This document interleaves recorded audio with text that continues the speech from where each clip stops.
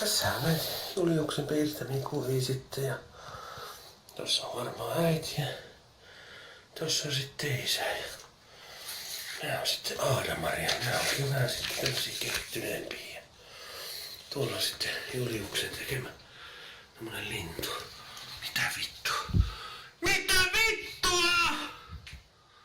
Saatana homo saa nyt